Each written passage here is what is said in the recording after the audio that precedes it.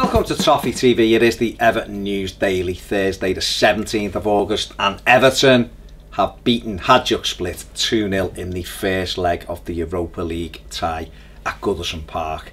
Me and Ped in the studio at 12 o'clock midnight. Yeah, as you do.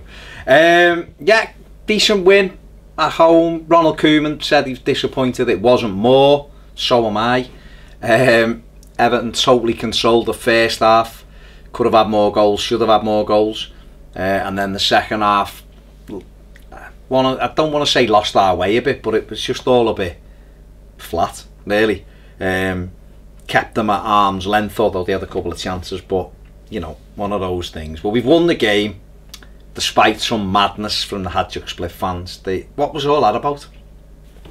What was going on? Why are they launching ball boy stools into the park end? Why are they picking up advertising boards? A few of them, strong lads to be fair, picked it up, threw it. Just, if you're going over to Split next week, be very careful, please, because they look like they don't mess about, them fellas. That's what I thought. Bits around the game. Sandro turned up in a Delta, as you do. Delta taxi, for those who don't know what Delta is. Just turned up, Everton trackie on, got out. Goodison Park, please, por favor. Got out just like that with his trackie on, as you do.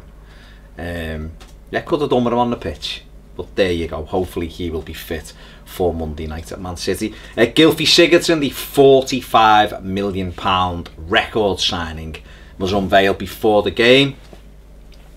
Was there with a pretty blonde. It's probably his wife. If it isn't, he'll be in trouble, because he was shown a few times on the screen. But he was there to watch Everton's victory. It's come out today that apparently Gylfi Sigurdsson had asked to leave Swansea at the end of the season.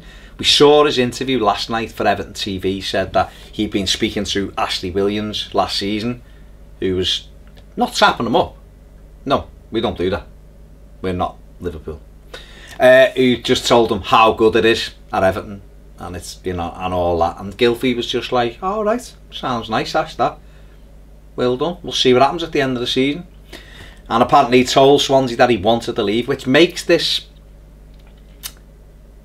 contract thing, this negotiation period, all the more baffling.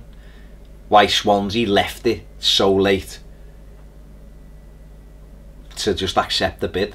I know that they told Everton about 5 different prices, but they were adamant they were settling on 50 and ended up selling for 45. So you kind of go, yeah, what was that all about?